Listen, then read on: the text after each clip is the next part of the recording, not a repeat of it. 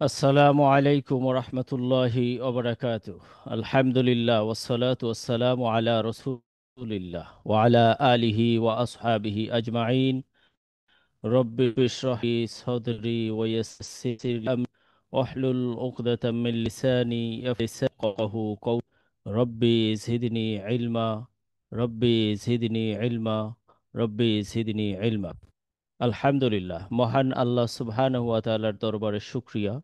আমরা পবিত্র কুরআন মাজিদ শেখার জন্য অধিকাংশ মানুষ যুক্ত হয়ে এই সময়টি বাছাই করে আল্লাহ সুবহানাহু ওয়া তাআলাকে দেওয়ার জন্য উপস্থিত হয়ে গেছি। আল্লাহ সুবহানাহু ওয়া তাআলা আমাদের এই সময়টাকে কবুল করে এবং এই উছিলায় আমাদের পরকালে মাফ করে দিবেন এবং পার করার সুযোগ করে দিবেন ইনশাআল্লাহ।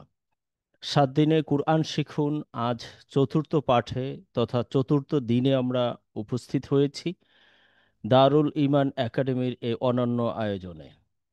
সকলকে স্বাগতম জানিয়ে আজকের পাঠ শুরু করছি। চতুর্থ পাঠ পর্ব 1-এ আমরা শিখব ওয়াজিব গুন্নাহ। অজীব গুন্না কেন করতে হয়, অজীব গুন্না কি এবং কোন অক্ষরে হলে এই বিষয়গুলো সম্পর্কে আমরা জানব। তো সর্বপ্রথম আমরা এখানে দেখতে পাচ্ছি দুইটি অক্ষর মূল, এক হচ্ছে মিম এবং নুন। নুন এবং মিম এর উপরে যদি তাসদিদ হয় তথা সাদ্দা হয়, সেক্ষেত্রে এই নুন এবং মিমটাকে গুণনা করে পড়তে হয়, এটাকে অজীব গুণনা বলা হয়ে থাকে। এটাই সেই পদ্ধতি আমাদের নবী সাল্লাল্লাহু আলাইহি ওয়াসাল্লাম যেভাবে তিলাওয়াত করেছিলেন। সম্ভাব্য কারণ, দ্রুত অগ্রসর হলে আপনার শ্রবণে কিছু বাধা পড়ে যেতে পারে, পিছনের লোকজন বর্ণনায় বিভ্রান্তিতে পড়ে যেতে পারে। কুরআন বুঝতে সমর্থ হওয়ার জন্যই মূলত এই অজীব গুন্নাটা। তো সেজন্য আমরা এই নুন এবং মিম এর উপরে যখন তাসদিদ দেখতে পাবো, তখন নুন এবং মিমটাকে গুণনা করে আমাদের পড়তে হবে, এটাকে অজীব গুণনা বলা হয়ে থাকে। এটাকে আমরা কিভাবে বানান করতে পারি? যেমন আলিফ মিম জবর আম, মিম জবর মা, আম্মা। এই যে আমরা সরাসরি আম্মা না বলে আম্মা, এই যে গুণনাটা করলাম, মিম এর উচ্চারণ যে স্থান রয়েছে সেখানে মিমকে ধরে রেখে কিছুক্ষণ সেটা এক হরফ উচ্চারণের 2 গুণ বা 3 গুণ সময় ধরে রেখে পুনরায় এটাকে উচ্চারণ করা, এটার নাম হচ্ছে গুন্না। এই গুন্নাটা তেলাওয়াতের মধ্যে যখন হয় এটি শ্রুতি মধুর হয় এবং এই গুন্নাহর কারণে আমরা আয়াতে কি তেলাওয়াত করতেছি, পরে কি রয়েছে, এই বিষয়গুলো আমরা বুঝতে পারি এবং সে অনুযায়ী আমরা অর্থটাকেও অনুধাবন করতে পারবো। তো সেই জন্যই এই গুণনাটা খুবই গুরুত্বপূর্ণ। তাহলে আজকে এই চতুর্থ পাঠের পর্ব 1-এ আমরা কি শিখলাম? নুন এবং মিমের উপরে যদি তাসদিদ হয়, সেক্ষেত্রে এই নুন এবং মিম যুক্ত নুন এবং মিমটাকে গুণনা করে আমাদের পড়তে হবে, এটাকে অজীব গুণনা বলা হয়ে থাকে। তো এটাকে আমরা পড়ব আম্মা, আন্না, এভাবে আমরা এটাকে গুণনা করে পড়ব। এই তাসদিদ সহ গুণনা, এটা কুরআন মাজিদে আমরা 7300 বার অ্যাপ্রক্সিমেটলি পেয়ে যাব। প্রতি পাতায় আমরা কমপক্ষে 12 বার পাবো। তো সেই ক্ষেত্রে এই অজীব গুণনাটা খুবই গুরুত্বপূর্ণ। আমরা নিশ্চয়ই এই অজীব গুণনাটা বুঝতে পেরেছি। নুন এবং মিম এর উপরে যদি তাসদিদ হয়, তাহলে এটাকে গুণনা করে পড়তে হবে, শর্ত এটাই, এর বাহিরে আর কিছু নেই। তো আলহামদুলিল্লাহ, আমরা এর পূর্বের পাঠে 9টি পর্ব আমরা দেখেছিলাম। সে 9টি পর্বের ভিডিওটি আমাদের বিভিন্ন গ্রুপে দেয়া আছে। এই গ্রুপ থেকে, আমাদের ইউটিউব চ্যানেল থেকে আপনারা এটাকে বারবার দেখে নেবেন, বারবার এটা থেকে আত্মস্থ করার চেষ্টা করবেন ইনশাআল্লাহ। আমরা এই পরবর্তী 3টি দিনে আমরা যা শিখেছি সেটি ছিল আমাদের বেসিক লেভেল। আজকের এই চতুর্থ পার্ট থেকে শেষ পর্যন্ত এগুলো হচ্ছে অনেক অ্যাডভান্স লেভেলের আলোচনা এখানে রয়েছে। এখানে যারা একেবারে বিগিনার্স রয়েছেন, আপনাদের জন্য এটা অনুধাবন করতে বুঝতে আহ, সাময়িক সময়ের জন্য একটু কঠিন মনে মনে হতে পারে, কিন্তু এটাকে আমরা কঠিন নিব না। কারণ আল্লাহ সুবহানাহু ওয়া তাআলা বলে দিয়েছেন যে কুরআন সহজ। অবশ্যই সহজ। হয়তোবা আমার 10 বার অনুশীলন করার কথা ছিল, কিন্তু আমি সেখানে একবার অনুশীলন করেছি বা 5 বার অনুশীলন করেছি। হয়তোবা আল্লাহ আমি কতটুকু চেষ্টা করি সেটা তিনি পরীক্ষা করছেন। তো আমি যদি কুরআনটাকে চেষ্টা করে যাই, সেক্ষেত্রে আল্লাহ এর মধ্যে বারাকা দেবেন ইনশাআল্লাহ। তো আজকের এই পর্ব 1 এ চতুর্থ দিনের শিখলাম তাসদিদ যদি নুন এবং মিমের উপরে হয় সেক্ষেত্রে গুণনা করে পড়তে হয়। আসুন আমরা সকলে বলি, ইকরা বিসমি রব্বিকাল্লাযী খলাক। জি। তাহলে আমরা আসুন কিছু উদাহরণের মাধ্যমে নুন এবং মিম সাদ্দাটাকে পড়ে নেই।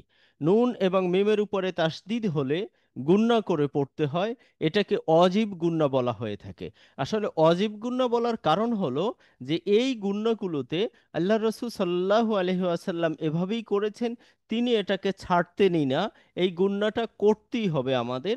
এর কারণে আমাদের অক্ষর উচ্চারণ সঠিক হবে, শব্দের উচ্চারণ সঠিক হবে, পরের শব্দ কি আছে সেটা মিলাতে আমাদের সহজ হবে। এবং আমি আপনাদেরকে আরো একটু স্পষ্ট করে দিচ্ছি যে যেখানেই আপনি অজীব গুণনা দেখতে পাবেন নুন এবং মিম সাদ্দা, সেই আয়াতটি খুবই গুরুত্বপূর্ণ। তার পূর্বে এবং পরে হয়তোবা কোনো কঠিন শব্দ রয়েছে, সেটাকে আপনার পড়ার জন্য সময় দিচ্ছে, অথবা এখানের গুরুত্বটা অনেক বেশি অর্থের। তো এই অর্থটাকে ভাবার জন্য, অর্থটাকে হৃদয়ে নেয়ার জন্য মূলত এই গুণনাটা। তো সেই অনুযায়ী আমরা এই অজীব গুণনাটা অবশ্যই ভালো করে করব। তাহলে এটাকে যদি আমরা বানান করি, তাহলে হবে আলিফ নুন জবর আন, নুন নুন জবর না, আন না। এটা হচ্ছে সঠিক। কিন্তু আমরা যদি পড়ি আলিফ নুন জবর আন, নুন জবর না, আন্না, তাহলে এটা হবে ভুল। তাহলে সঠিক কি? সঠিক হচ্ছে আলিফ নুন জবর আন, নুন জবর না, আন্না। এটা হচ্ছে সঠিক উচ্চারণ। আমাদের মনে রাখতে হবে নুন এবং মিমের উপরে তাসদিদ হলে আমাদের এ অজীব গুণনা করতে হয়। তাহলে আমরা সকলে একটু পড়ি, আন্না,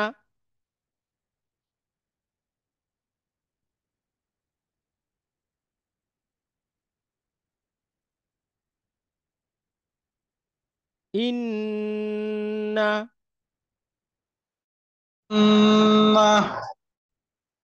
إن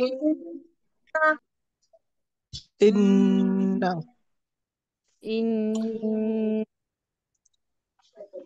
ওয়া ইন্না, وإن وإن وإن সুম্মা, ثم সুম বলে আমাদেরকে হচ্ছে ধরে রাখতে হবে, সুম বলে, এরপরে হচ্ছে মা, সুম্মা, আন্না, أن ইন্না, ওয়া ইন্না, সুম্মা। إن জি, আলহামদুলিল্লাহ। আমরা একটু শুনবো। হামজা ভাই আমাদের সাথে যুক্ত আছেন, আমাদেরকে 4টি শব্দ পরে শোনাবেন। আসসালামু আলাইকুম ওয়া রাহমাতুল্লাহ। ওয়ালাইকুম আসসালাম ওয়া রাহমাতুল্লাহ। আন্না ইন্না ওয়া ইন্না সুম্মা। মাশাআল্লাহ, সুন্দর হয়েছে, সুন্দর হয়েছে, আলহামদুলিল্লাহ। আমাদের এই ব্যাচটাতে অনেক ভালো ভালো স্টুডেন্ট আপনারা যুক্ত হয়েছেন, মাশাআল্লাহ। আমরা আসলে যারা যুক্ত হয়েছে আমাদের এই কোরআন তেলাওয়াতটা অনেকেরই আমি দেখছি সুন্দর হচ্ছে আলহামদুলিল্লাহ। তবে আপনাদের যাদের হচ্ছে, যারা যুক্ত আছেন, আর এই পর্ব থেকে সব পাঠগুলো একটু ভালো করে রাখবেন, কাগজ কলম আপনাদের কাছে রাখবেন, যাতে করে আপনি এখান থেকে যদি কোনো নতুন কিছু আপনি পেয়ে থাকেন সেটা নোট করে রাখতে পারেন। আচ্ছা, শিরিন আক্তার আপা আমাদের সাথে যুক্ত আছেন, একটু শোনাবেন।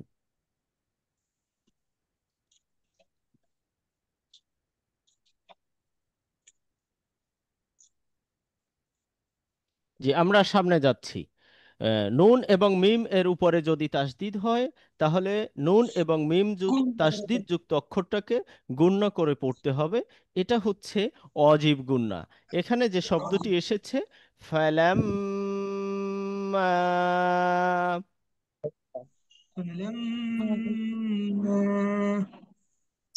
জি ভাইয়া পারলাম মা ফালাম, পারলাম فلما মা জান্নাতিন।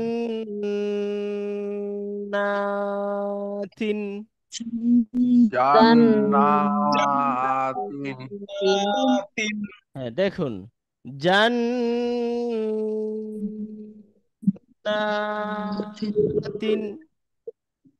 ভাইয়া আমি জান বলে আমাদেরকে ধরে রাখতে হবে। জি ভাইয়া জান্নাতিন। জান্নাতিন জান্নাতিন হচ্ছে কি? বাগান সমূহ, জান্নাত। ইন্নামা, إنما ইন্নামা إنما إن ফাইন্নামা فإنما إن ফাইন্নামা فإنما আইন্নামা ফালাম্মা ফালাম্মা ফালাম্মা জান্নাতিন জান্নাতিন ইন্নামা ইন্নামা ফাইন্নামা ইন্নামা জি, মাশাআল্লাহ। আমাদের সাথে যুক্ত আছেন আবু কাউসার ভাই। আবু কাউসার ভাই আমাদেরকে শোনাবেন। ফালাম্মা জান্নাতিন ফালাম্মা ইন্নামা ফাইন্নামা মাশাআল্লাহ। আমাদের সাথে আছেন কাজী সুমন ভাই, শোনাবেন। ফালাম্মা জান্নাতিল ইন্নামা ফাইন্নামা মাশাআল্লাহ, সুন্দর হয়েছে। আমি একটু কারেকশন দিচ্ছি, একটু খেয়াল করবেন। ইন শেষের দুইটার প্রথমটা এটা ইন্নামা। إنما এই ইন্না টান পড়ে, এই টানটা পড়বে না। ইন্না, এখানে কোনো টান নেই। ইন্নামা, ইন্নামা ইন গুণনাটা আরো করতে হবে। ইন্নামা, ইন্নামা ফাইন্নামা, ইন্নামা মাশাআল্লাহ। ফাইন্নামা জি, আমরা তাহলে এই আহ, পাঠ 4-এর পর্ব 1-এ আমরা দেখলাম মিম এবং নুন এর উপরে যদি তাসদিদ হয় তাহলে এই মিম এবং নুনটাকে গুণনা করে পড়তে হয়, এটাকে অজীব গুণনা বলা হয়ে থাকে। তো আজকের আলহামদুলিল্লাহ চতুর্থ পাঠ পর্ব 2-এ আমরা উন্নীত হয়েছি। এই পর্বে আমরা শিখব মাদ এর নিয়মাবলী। এটা হচ্ছে সেকেন্ডারি যে মাদ রয়েছে সেটার নিয়ম বলি আমরা এখানে দেখব। আসলে এই পর্যন্ত আমরা জবর জের পেশ, খারা জবর খারাজের উল্টা পেশ, দুই জবর দুই জের দুই পেশ, তাসদিদ এবং সুকুন এটা আমরা শিখে ফেলেছি। আজকে আমরা এই যে ভাঁজ দেয়া বা সোজা যে আকটি রয়েছে এই টানটি এটাকে মাদ বলা হয়। তাহলে এই মাদের পর্বটাতে আমরা এখন উপস্থিত হয়েছি। তো আলহামদুলিল্লাহ মাদ হচ্ছে এই ধরনের কুরআনের দুইটা পেয়ে থাকি। একটি হচ্ছে সুচালু তরোয়ালের মতো একটি তলোয়ারের মতো একটি টান আমরা দেখতে পাচ্ছি এবং এরকম ভাঁজ দেয়া একটি টান আমরা দেখতে পাচ্ছি। তো এই যে সুচালু যে টান এটা কুরআনে 2000 বারের মতো আমরা দেখতে পাবো এবং তিন ভাঁজ ওলা যে মাদ এটা 3000 বারের মতো আমরা দেখতে পাবো। মোট কুরআনে 5000 বারের মতো আছে। প্রতি লাইনে কমপক্ষে 2 বার 3 বার 1 বার এরকম করে দেয়া আছে। তো এই যে লাল বৃত্ত আমরা দেখতে পাচ্ছি সবগুলোর মধ্যেই হচ্ছে এই 4 আলিফ অথবা 3 আলিফের টান রয়েছে। আমাদের বাংলাদেশে যে কুরআন মাজিদগুলো রয়েছে সেই কুরআন মাজিদগুলোর উপরে এই সাইনটি দেয়া থাকে 4 আলিফ টান এবং 3 আলিফ টান। এটাকে আমরা অনেক সময় বলি 3 ভাঁজ 3 আলিফ, সোজা ভাঁজ 4 আলিফ। তো এভাবে আমরা বলে থাকি। তো এভাবেই আমরা কুরআন মাজিদে দেখতে পাবো। তবে বিভিন্ন ফন্টের কারণে বিভিন্ন সময়ে বা বিভিন্ন আমরা যদি একটু দেশের বাইরে যাই, সৌদি আরবে যাই, মক্কা মদিনার যে হারামাইনের যে কুরআন মাজিদগুলো রাখা আছে সেটা কিন্তু দেখবেন যে আমাদের বাংলাদেশি যে কুরআনগুলো রয়েছে সেগুলো ওখানে গিয়ে খুব বেশি একটা পাওয়া যায় না, পাওয়াটা খুবই কঠিন। আমি খুঁজে দেখেছি কিন্তু পাওয়াটা খুবই কঠিন। তো সেক্ষেত্রে আপনারা যদি এই নিয়মগুলো জানা থাকে অথবা আপনি যে এখানে 4 আলিফের এই সাইনটি দেখে টানছেন, 3 আলিফের সাইনটি দেখে টানছেন, কেন টানছেন এটাও তো আমাদের জানা দরকার। সেই কেনর উত্তর নিতেই আমরা আজকের এই চতুর্থ পাঠের পর্ব 2 আমরা এই মাদের নিয়মাবলী আমরা শিখব। তো দেখুন একটু খেয়াল করুন, আপনারা একটু ভালো করে আপনাদের কোনো সাইড ট্রক থেকে বিরত থেকে আমরা মূলত কাজটা করার চেষ্টা করি, একটু অনুধাবন করি। দেখুন মাদ সাধারণত দুই প্রকার, প্রধানত দুই প্রকার মাদ। একটি হচ্ছে মাদ্দে বেসিক মাদ আর একটি হচ্ছে সেকেন্ডারি মাদ। এটাকে আমরা মাদ্দে তাবাই বা মাদ্দে আসলি বলি। এখন মাদ্দে তাবাই বা মাদ্দে আসলি হচ্ছে একেবারে মূল মাদ, এটাকে বলা হয়। তাহলে মূল মাদ কি কি? মূল মাদ হচ্ছে জবরের পরে খালি আলিফ, জেরের পরে ইয়া সাকিন, ওয়ের পর পেশের পরে ওয়াও সাকিন, খারা জবর খারাজের উল্টো পেশ হলে এটাকে মূল মাদ বলা হয় এবং একালিফ পরিমাণে টেনে পড়তে হয়। এখন দেখুন সেকেন্ডারি মাদ, সেকেন্ডারি মাদে এসে বা মাদ্দে ফারঈ বলা হয়, মাদ্দে ফারঈতে এসে আমরা এখানে তিনটি মাদ দেখতে পাচ্ছি। এই মাদ্দে ফারঈর ক্ষেত্রেও কিন্তু কোনো মূল মাদ ছাড়া মাদ হতে পারে না। তো সেক্ষেত্রে আমি অনেক সময় বলি সহজ করার অর্থে যে আপনি যদি বেসিক মাদটাকে ভালো করে শিখতে পারেন, যে জবরের পরে খালি আলিফ যেটাকে আমরা আলিফ মাদ ইয়া মাদ অও মাদ বলেছিলাম, খারা জবর খারাজের উল্টো পেশ বলেছিলাম, আপনি যদি এই মাদগুলোকে ভালো করে চিনতে পারেন আর এই 4 আলিফ 3 আলিফের টানে এসেও যদি আপনি ভুল করেন সেক্ষেত্রে অর্থের পরিবর্তন হয় না, পড়াও অশুদ্ধ হয় না, পড়াও শুদ্ধ হয়ে যায়, অর্থেরও পরিবর্তন হয় না, নামাজও ছুটে যায় না, কোনো কিছুই হয় না। তবে পড়াটা শ্রুতি মধুর হয় না, পড়াটা পড়ার নিয়ম অনুযায়ী হয় না। সেজন্য মূলত মূল মাদ হচ্ছে আসল মাদ, এরপরে হচ্ছে মাদ্দে ফারঈ বা শাখামাদ। এই শাখামাদগুলোকে যদি আমরা ভালো করে বুঝতে পারি তাহলে আমাদের পড়াটা খুব কোয়ালিটিফুল হবে ইনশাআল্লাহ। তাহলে মাদ্দে ফারঈ বা সেকেন্ডারি মাদ হচ্ছে তিন প্রকার। এক হচ্ছে মাদ্দে মুত্তাসিল, মুনফাসিল এবং লাজিম। এটাকে যদি আমরা বাংলায় বলি সংযুক্ত মাদ, বিযুক্ত মাদ এবং আবশ্যিক মাদ। এটা আমরা বলে থাকি যে সংযুক্ত মাদ, বিযুক্ত মাদ, আবশ্যিক মাদ। এটা নামের অনুযায়ী মাদ্দে লাজিম, লাজিম শব্দের অর্থ হচ্ছে আবশ্যক, আর মুত্তাসিল শব্দের অর্থ হলো সংযুক্ত, আর মুনফাসিল হচ্ছে বিযুক্ত। তো এইটা আমরা দেখব ইনশাআল্লাহ। তাহলে সর্বপ্রথম আমরা এই সেকেন্ডারি যে মাদগুলো রয়েছে এটার আমরা মাদ্দে মুত্তাসিল তথা সংযুক্ত মাদ দেখব। আমরা পাঠের 2-এর ক, পর্ব 2 নম্বরের ক আমরা সংযুক্ত মাদ দেখব। সংযুক্ত মাদ হচ্ছে মূল মাদের পরে একই শব্দের ভিতরে যদি হামজা থাকে।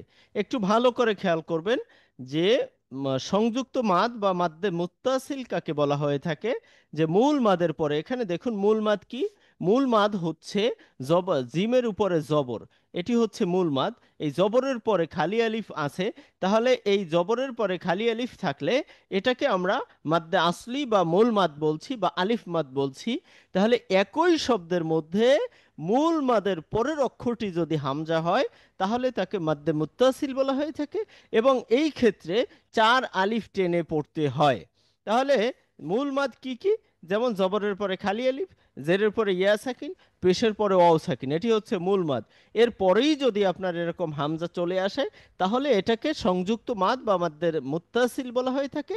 এখানে 4 আলিফ পরিমাণে টেনে পড়তে হয়। একটি অক্ষর দুইবার উচ্চারণ করতে যে সময় লাগে সেই পরিমাণে সময় দিয়ে এটাকে উচ্চারণ করতে হয়। যদি আমরা উচ্চারণ করি তাহলে হবে যা আ।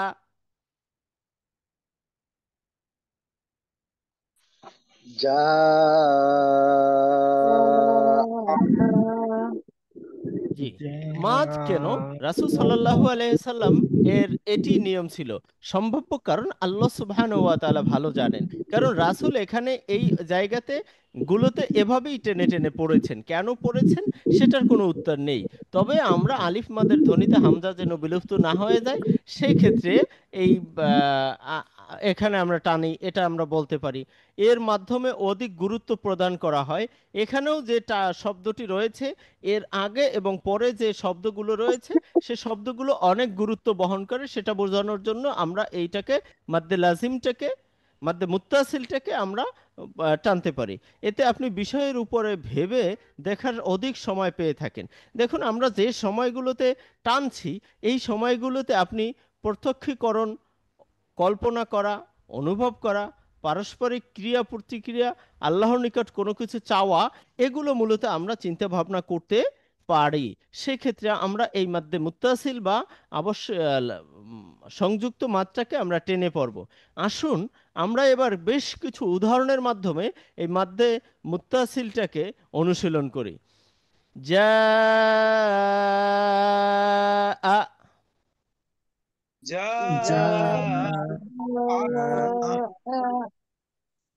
জি, যা তাহলে আ আমাদের বাংলাদেশে যে কুরআনগুলো রয়েছে তার উপরে এরকম এই সুচালু তলোয়ারের মতো এরকম সাইনটি থাকবে, সেটা দেখে আমরা 4 আলিফ টেনে পড়ব। কিন্তু এই সাইনটি আসার কারণ কি? এই সাইনটি আসার কারণ হলো যে মূল মাদের পরে হামজা আসছে। মূল মাদ কি?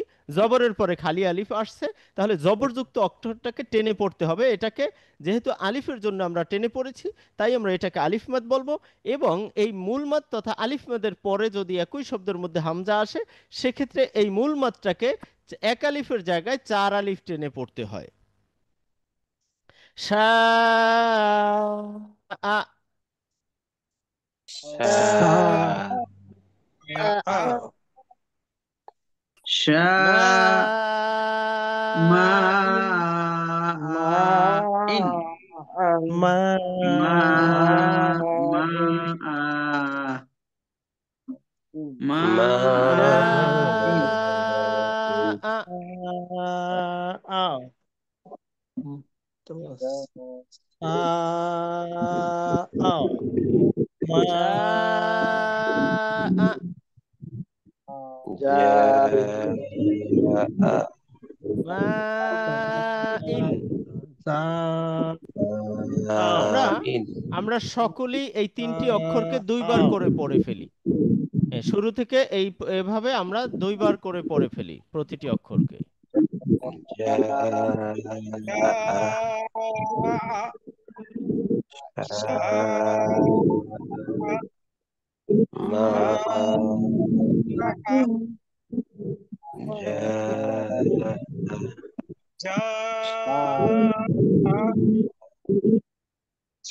za a ma in mine জা মাইন সা সা জাইন মাইন মাইন মাইন সা জা সা ওকে, আমরা আমরা ইনশাল্লাহ শুনবো শুনবো আমরা হচ্ছে সোহেল রানা ভাই আমাদের সাথে যুক্ত আছেন, সুযোগ থাকলে শোনাবেন। জি আসসালামু আলাইকুম। ওয়ালাইকুম আসসালাম সালাম দিল রাহমাতুল্লাহ। হুজুর, ভালো আছেন জিজ্ঞেস করবো। জি বলছি আমি জি, জা শা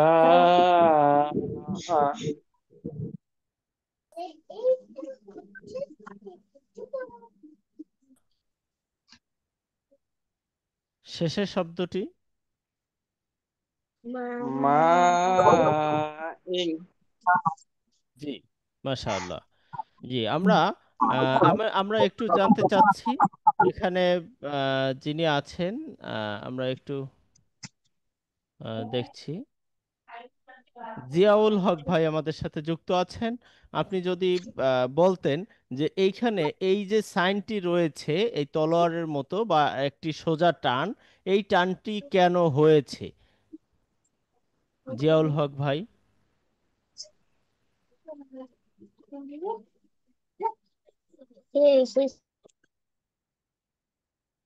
জি,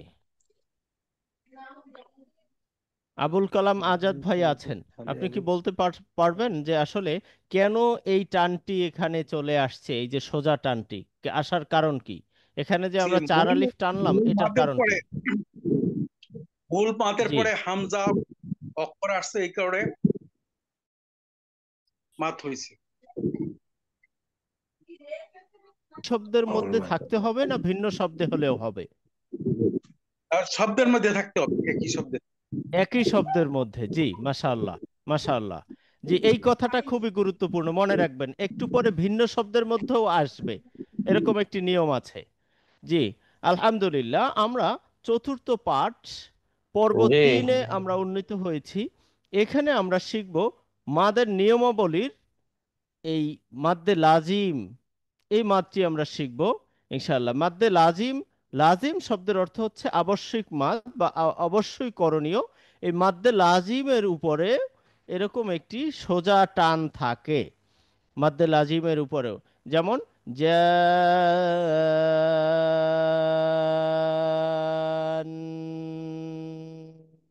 না, এরকম আপনাদের পড়তে হবে না, আমি বুঝাচ্ছি। তাহলে মূল মাদের পরে একই শব্দের মধ্যে যদি তাসদিদ যুক্ত অক্ষর থাকে তাহলে এটাকে হচ্ছে আমাদের চার আলিফ টেনে পড়তে হয়। জি, তাহলে মূল মাদের পরে যদি তাসদিদ থাকে সেক্ষেত্রেও চার আলিফ টান আসে, এরকম একটি সুচালু ঢেউয়ের মতো আমরা দেখতে পাবো। তাহলে আমরা বুঝে গেলাম যে এই কারণেই মূলত কুরআন মাজিদের উপরে এই সোজা এই টানটি থাকে এবং আমরা এই টানটি দেখে টেনে টেনে আমরা পড়ছি। আমরা যদি আরেকটু সামনে যাই, কিছু উদাহরণ দেখি।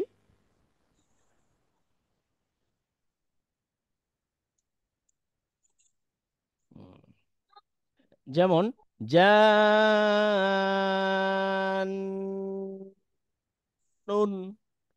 আপনারা বলবেন।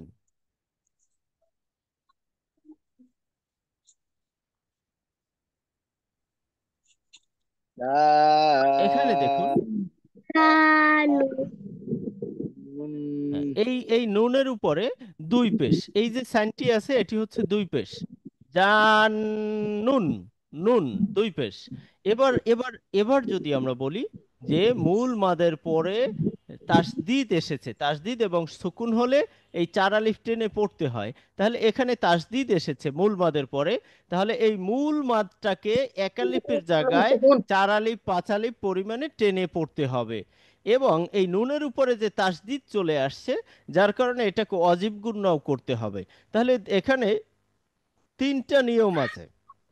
এক হচ্ছে মূল মাদ আছে, 2 হচ্ছে মাদ্দে লাজিম রয়েছে, আবশ্যিক মাদ আছে। 3 হচ্ছে অজীব গুণনা আছে। এই একটি শব্দের মধ্যে তিনটি নিয়ম রয়েছে। যেমন যা, এই এই যে টানলাম এটা মূল মাদের কারণে। যা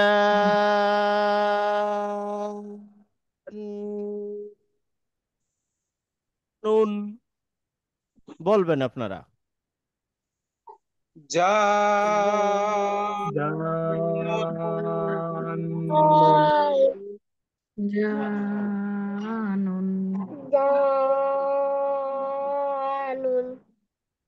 আচ্ছা, এখানে আমি শেষে 2টি সাউন্ড পেয়েছি, জানুন। ভুল, এটি ভুল। জান,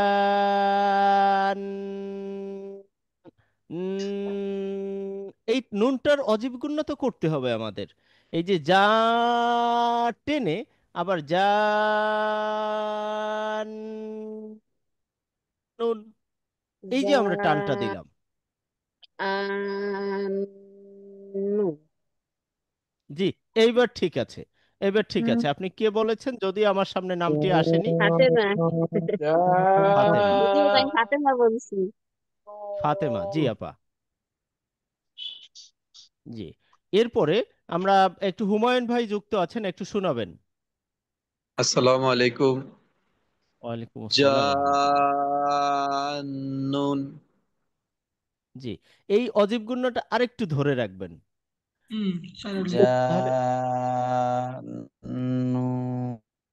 জান্নুন। নুন। জি,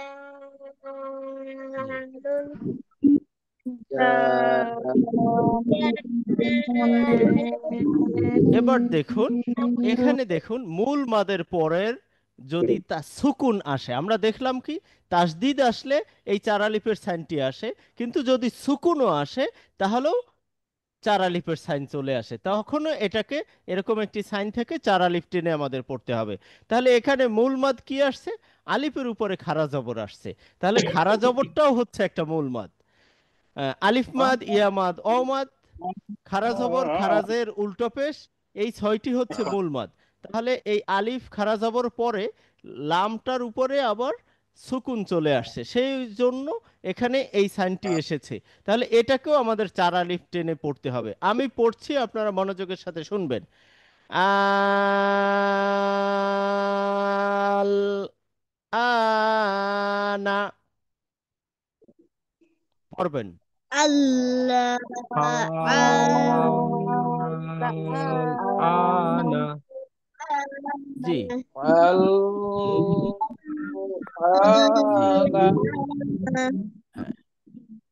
ওকে। আমি ছোট যে সাউন্ডটি পেয়েছি, ছোট সাউন্ড যার থেকে এসেছে কি নাম? ছোট সাউন্ড যার থেকে আসছে, এখানে আইডিতে কি নামে আসছে? রাওয়াদা তানহা। রাওয়াদা তানহা। ওকে, জি। আমি এই রাওয়াদা তানহার পড়াটাকে আমি একটু কারেকশন করছি, সকলে একটু শুনবেন। আরো কয়েকজনেরই হচ্ছে এরকমটা। যেমন সঠিক ভুল উচ্চারণ করছি আমি। হ্যাঁ, আল আনা ভুল। টানতে হবে, এরপরে লাম ধরবে। আপনারা একটু শুনবেন আগে।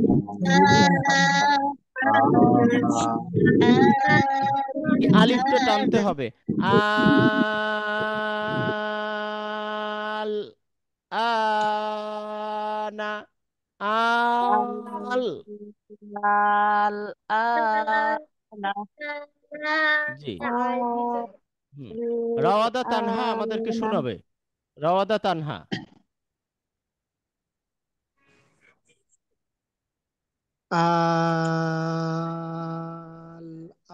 আনা। জি, কাজী সুমন ভাই, সুন্দর হয়েছে। জি, রাওয়াদা তানহা শুনবো। আচ্ছা, হারিয়ে গেছে। হুজুর আসসালামু আলাইকুম। ওয়ালাইকুম আসসালাম। জি, শুনান। না আসে নাই মুশাররফ হোসেন। জি জি, আসছে, হোসেন নাম। এখন আসছে। আমি তো জয়েন থেকে আসছিলাম এখানে। জি জি, একটু একটু একটু শোনাবেন। শোনাবো না? জি, মোশাররফ হোসাইন শোনাবেন। জি, আবার একটু শোনাবেন। আনা জি, নুরা রুমা খানম নড়াইল আমরা আহ, শুনেছি হয়েছে। আমি একটু মোশাররফ ভাইয়ের কাছ থেকে শুনতে চাচ্ছি, শুধু মোশাররফ ভাই, এছাড়া অন্যরা একটু মিউট অবস্থায় থাকবেন। জি, আনা ঠিক আছে, মাশাল্লাহ, ঠিক আছে, ঠিক আছে। হচ্ছে কি, যারা একটু ভিডিওটা অন রাখে তাদের তাদের আইডি গুলো হয়তোবা একটু উপরের দিকে কাছাকাছি থাকে। হ্যাঁ, একটু ঘোরাফেরা করে ভিডিওটি অন করার কারণে, তো যার কারণে আমি একটা সিরিয়ালের সামনে যেতে থাকলেও অনেক সময় মিচিং হয়ে যায়, এই আপ ডাউন করে ফেলে অটো। এই আপ ডাউনের কারণে আবার আমার সিরিয়ালে চলে যাওয়াটাও ঠিক থাকে না। আসলে এখানে আমার আপনার কারোরই হাত নেই। তো যার কারণে যারা হচ্ছে ভিডিওটি অন রাখছেন, ভিডিওটি অন আমার রাখেন। যারা ভিডিওটি অফ আমার রেখেছেন, মানে আমাকে দেখা যায় না, মোবাইলে একটু সমস্যা তো, আমার হ্যাঁ হ্যাঁ ভিডিওটা হ্যাঁ, আমাকে না না, দেখা। এটা এটা শুধু আপনার জন্যই বলছি না, মানে আমি ওই যে সিরিয়ালটা মেনটেন করতে পারতেছি না আপনারা বারবার ভিডিও অন অফ করার কারণে। জি, এ কারণে ভিডিওটি অন থাকলে এটা সুন্দর হয়। ওস্তাদ জি, আমি একটু বলতে চাচ্ছিলাম। জি, শোনাবেন। প্রাণী বলবো। আল আনা আমার একটু অসুস্থ, যার জন্য আমার আচ্ছা, আচ্ছা, টানতে হচ্ছে কষ্ট না। হচ্ছে। প্রাণী বলবো। আমি বলছি, একটু কারেকশন নিচ্ছি। জি, আল আনা। আল আনা নুন, নুন, আল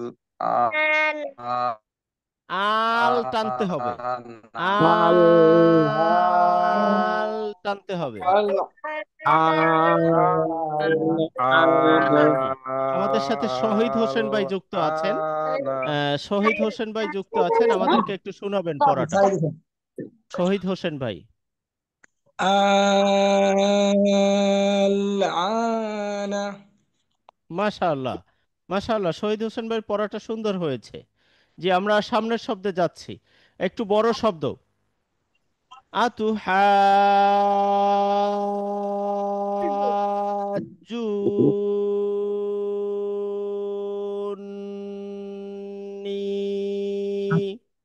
আ তুহা তুহা আল আতু জি, আতুহা ওকে। আজুরি জি, আপনারা একটু একটু আমাকে শুনবেন, আপনারা আতুহানিন আমাকে একটু শুনবেন, আমি একটু কারেকশন দিচ্ছি। আ, এইটা হচ্ছে আ তু, আ তু। এই হা জবরের পরে খালি আলিফ আছে, এটা হচ্ছে মূল মাদ। এই আলিফ মাদের পরের শব্দে আবার তাসদিদ চলে আসছে, সেক্ষেত্রে এই হাটাকে চার আলিফ টানতে হচ্ছে। আবার হাজ, এরপরে গিয়ে এই জিমটাকে যখন টেনে গিয়ে ধরলাম, এখান থেকে টেনে গিয়ে হাজ বলে ধরলাম, এরপরে আবার জিমের উপরে পেশ, এর পরের অক্ষর আছে ওয়াও সাকিন। এখন এই জুটাকেও আবার টেনে পড়তে হচ্ছে। এট এ টাইমে হচ্ছে এই মূল মাদের পরের অক্ষরে আবার তাসদিদ চলে এসেছে, তার মানে আমাকে হচ্ছে দুইবার চার আলিফ করে টানতে হচ্ছে। এখন এই চার আলিফ টানার পরে দেখলাম যে এটা আবার হচ্ছে নুন সাদ্দা, এবং নুনের উপরে তাসদিদ হলে তো অজীব গুণ্য হয়ে যায়। এখন ওই অজীব গুণ্যার গুণ্যাটাও আমাকে করতে হচ্ছে। একই টাইমে আমি আবার গুণ্য করে গিয়ে দেখলাম যে এই নুনের নিচে জের পরে আছে ইয়া, তার মানে এখানেও মূল মাদ আসছে। তাহলে এটাকেও আমাকে হচ্ছে আবার টেনে পড়তে হচ্ছে। তার মানে আপনাকে খুব সচেতনতার সাথে এই শব্দটি পার করতে হবে। এই শব্দটি আমি এখানে কয়েকবার বলে দিচ্ছি, আপনারা পরবর্তীতে ভিডিওটি বারবার দেখে রিপ্লাই করে করে এটাকে ঠিক করবেন। আমি বলছি, আপনারা কারেকশন করে নেন। আপনারা একবারই বলবেন প্রয়োজনে। আতু, আতু হা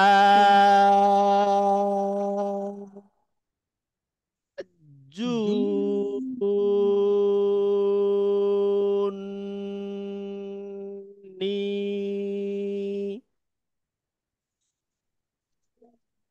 আচ্ছা, আমাকে কে শোনাবেন? হুমায়ুন ভাই শোনান একটু।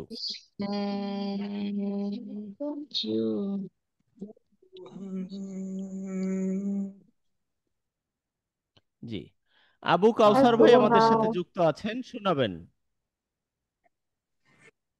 আতু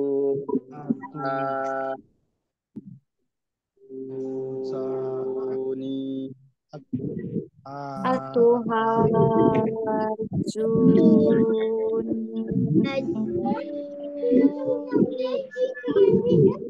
আমাদের সাথে যুক্ত আছেন নাজমুল ভাই। নাজমুল ভাই শোনাবেন শব্দটি।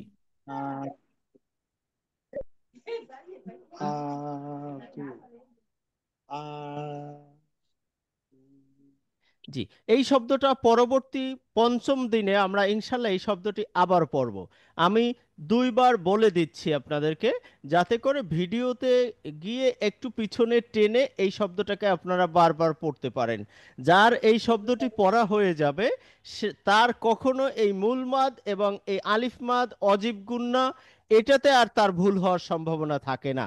আমি বলছি, এক, আতু হাজুনি,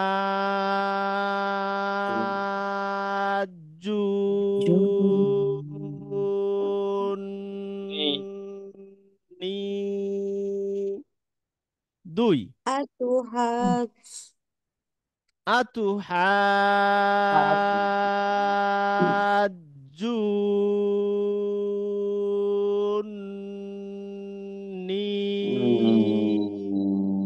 ইনশাআল্লাহ আমরা এটাকে পড়ে নিব। আলহামদুলিল্লাহ। এটাকে বারবার দেখে, ভিডিওতে টেনে বারবার দেখে এটাকে প্র্যাকটিস করবেন ইনশাআল্লাহ। আমি পরের পাঠে আপনাদের কাছ থেকে এই শব্দের পড়াটি নিব ইনশাআল্লাহ। আলহামদুলিল্লাহ, আমরা চতুর্থ পাঠের পর্ব 4-এ উন্নীত হয়েছি। এখানে মাদের আরেকটি নিয়ম আমরা আলোচনা করব ইনশাআল্লাহ। সে মাদটি হচ্ছে মাদ্দে মুনফাসিল বা বিযুক্ত মাদ।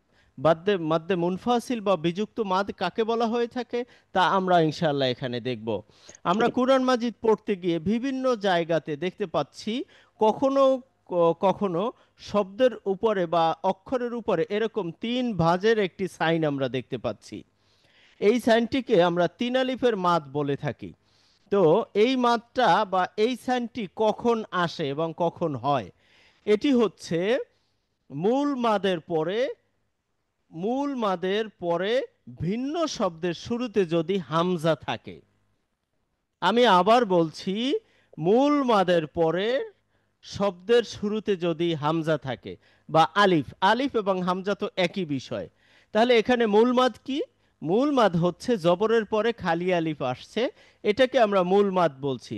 যেমন আমরা যদি এই শব্দটাকে বাদ দিয়ে দেই তাহলে এটি হবে মা, এক আলিফ টেনে পড়তে হবে। কিন্তু এর পরের শব্দ হচ্ছে উংজিলা। এই উংজিলাটার শুরুতে আমরা দেখলাম যে আবার আলিফ তথা হামজা আছে। তাহলে এই ক্ষেত্রে এই মূল মাদটাকে 3 আলিফ টেনে পড়তে হয়। যেমন মা উনসিলা, এরকমটা। হুজুর, জি, সালাম আলাইকুম। হুজুর, ওয়ালাইকুম আমার আসসালাম। বেবি রান্না করতেছিল, একটু আমি বের হতে পারবো? জি, মা হুজুর, আমার বেবিটা অসুস্থ, তো কান্না করতেছে, তো একটু বের হতে পারবো? মানে এখান থেকে হ্যাঁ আমি ঠিক আছে, পরে ওই ঠিক ইউটিউব আছে। থেকে দেখে নেবো যদি। ঠিক আছে, জি ইনশাআল্লাহ আল্লাহ সুস্থ আচ্ছা, করে দিবেন। আমরা সকলে তার বেবির জন্য দোয়া করি, আল্লাহ যাতে সুস্থ করে দেন। আচ্ছা, আসসালামু ফি আলাইকুম। আমানিল্লাহ। ওয়ালাইকুম আসসালাম। জি, আমরা আরেকটি উদাহরণ দেখতেছি। ফিহা আবাদান।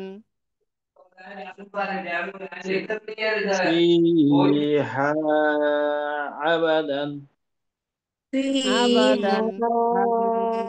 عبدا আবাদান। জি, এটা فيها হামজা। أبدا আবাদান, মাশাআল্লাহ, ঠিক আছে। তাহলে ফি জেরের পরে ইয়া সাকিন আছে, এটা ইয়ামাদ, এক আলিফ টেনে পড়তে হবে। হা জবরের পরে খালি আলিফ আছে, এটা হচ্ছে আলিফ মাদ, এক আলিফ টানতে হবে। এর পরের শব্দ হচ্ছে আবাদা। এই শব্দটি হচ্ছে পরের শব্দ আবাদা। যেহেতু এই মূল মাদের পরে, মাদ্দে আসলিও বলা হয় এটাকে, মূল মাদের পরের শব্দের শুরুতে যেহেতু হামজা চলে আসছে, তাহলে এই মূল মাদটাকে 3 আলিফ টেনে পড়তে হবে।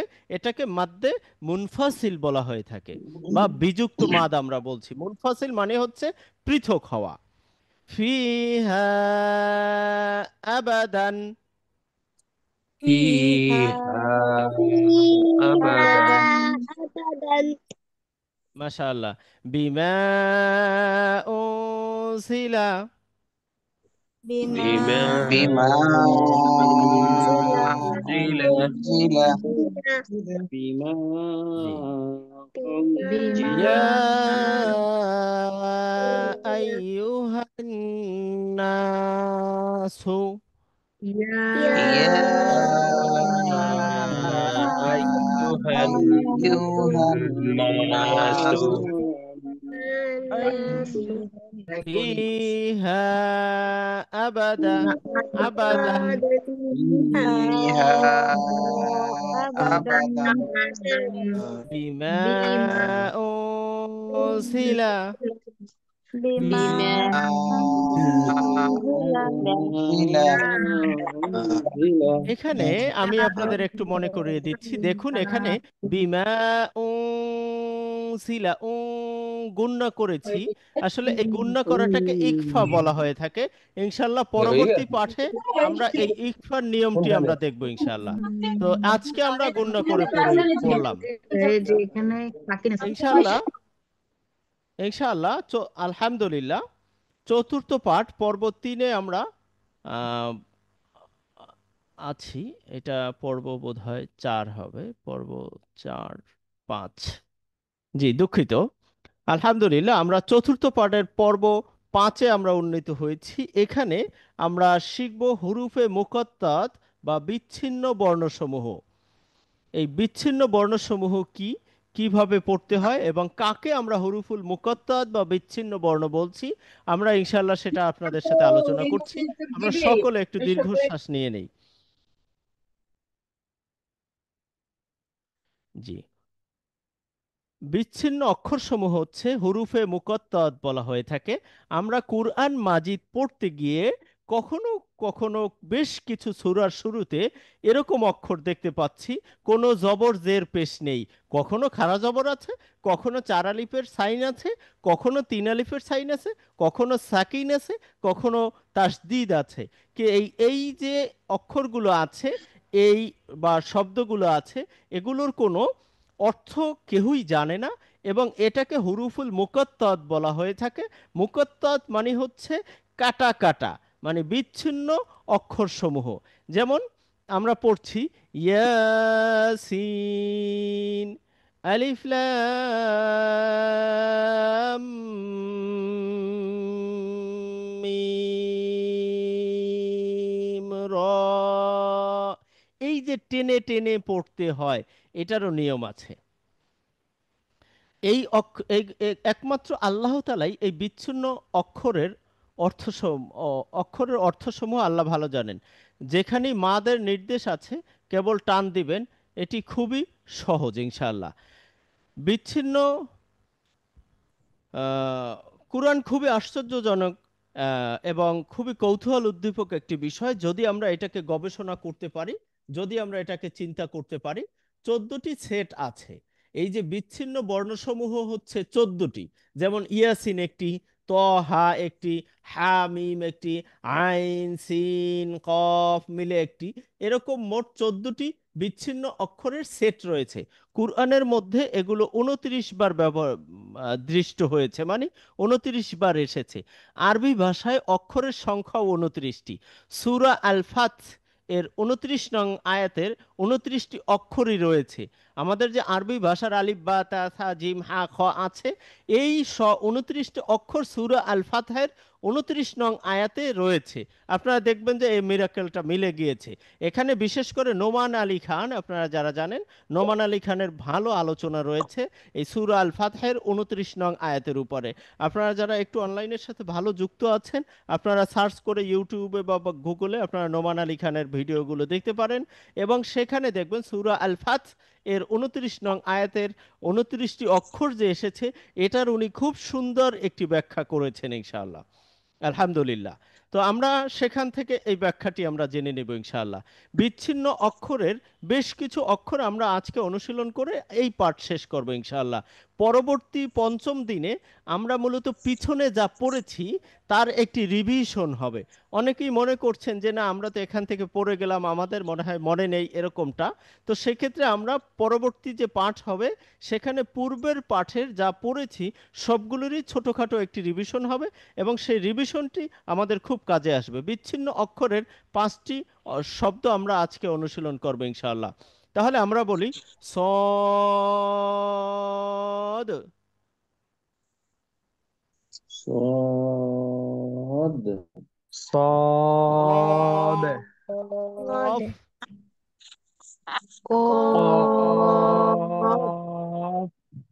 قاف দেখুন আমরা যে এই কফটাকে টানলাম এবং কফের উপরে 3টি ভাঁজ আসলো, কেন আসলো? এখানে দেখুন কফের উপরে জবর আছে, কফের পূর্ণ রূপ। কফটাকে যদি আমরা ভেঙে পূর্ণ রূপ দেই তাহলে কফ লিখতে গেলে এরকম হবে। আপনারা কি দেখতে পাচ্ছেন? নিশ্চয়ই কফটি আমরা এভাবে দেখতে পাবো। কফের উপরে জবর, এরপরে খালি আলিফ আছে, এরপরে ফা আছে, ফায়ের উপরে সাকিন আছে। তার মানে এটি একটু আগে আমরা দেখেছিলাম যে মূল মাদের পরে যদি সাকিন অথবা তাসদিদ হয় তাহলে তাকে 3 আলিফ 4 আলিফ টেনে পড়তে হয়, এ কারণে। এরপরে আমরা বলি নুন,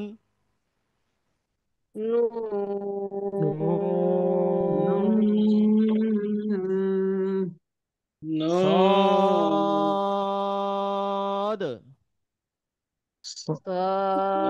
صاد সমস্যা হ্যাঁ ঠিক আছে قاف، قاف নুন। نون জি, আমি একটু نون সামনে যাচ্ছি। আমরা এটা একটু দেখি। হামিম, حميم حميم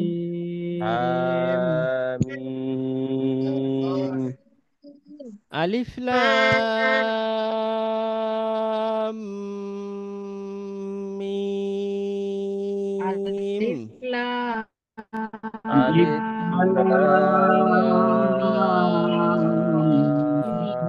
ميم জি, এই লাম গুণনা করতে হবে, মিমের উপরে তাসদিদ আছে, লাম ألف গুণনা করতে হবে। لام ألف لام ميم মাশাআল্লাহ, মাশাআল্লাহ, এইবার ঠিক আছে, এইবার ألف ঠিক আছে। হ্যাঁ, আলিফ লাম র, ألف ألف لام را را আলহামদুলিল্লাহ। আমরা একটু পুনরালোচনা দেখে নেই ইনশাআল্লাহ। এই পাঠের মূলত এই যে মাদের আলোচনা করেছি এবং হরফুল মুকাত্তাত, পরবর্তী দিনে এটার উপরে একটু রিভিশন হবে আমাদের ইনশাআল্লাহ। যতটুকু ঘাটতি থাকবে পূরণ হয়ে যাবে। চতুর্থ পাঠ আজকের, আমরা এই চতুর্থ দিনের চতুর্থ পাঠের পুনরালোচনা নিচ্ছি। এখানে আমরা শুরুতে শিখেছিলাম মিম এবং নুনের উপরে যদি তাসদিদ হয় তাহলে গুণনা করে পড়তে হয়, এটাকে অজীব গুণনা বলা হয়। যেমন আম্মা, আন্না, এটি হচ্ছে অজীব গুণনা। এরপরে আমরা এসে পড়েছিলাম মাদ। মাদ হচ্ছে 2 ধরনের, একটি হচ্ছে মূল মাদ আর একটি হচ্ছে শাখা মাদ। শাখা মাদ হচ্ছে আবার 3 প্রকার, যা মাদ্দে সংযুক্ত মাদ, আবশ্যিক মাদ এবং বিযুক্ত মাদ। এটা আমরা দেখেছিলাম। এরই পরে এসে আমরা দেখেছি বিচ্ছিন্ন বর্ণসমূহ হুরুফুল মুকাত্তাত। কুরআন মাজিদে 14টি সেট আছে এবং 29 বার 29টি সূরার শুরুতে এই 14টি সেট ব্যবহার হয়েছে। তো আলহামদুলিল্লাহ, আপনারা একটু গ্রুপের সাথে ভালো অ্যাক্টিভ থাকবেন ইনশাআল্লাহ, এবং আপনাদের একটি পরীক্ষাও থাকবে। সেই পরীক্ষাতেও আপনাদেরকে অবশ্যই পাশ করতে হবে। এই বিষয়গুলোর উপরেও আলোচনা থাকবে ইনশাআল্লাহ। এমনটা নয় যে আমরা ছেড়ে দিচ্ছি। তো হ্যালো আলহামদুলিল্লাহ আজ আমাদের আমাদের পাঠ এ পর্যন্তই। আপনারা গ্রুপ থেকে সাপোর্ট নেবেন ইনশাআল্লাহ।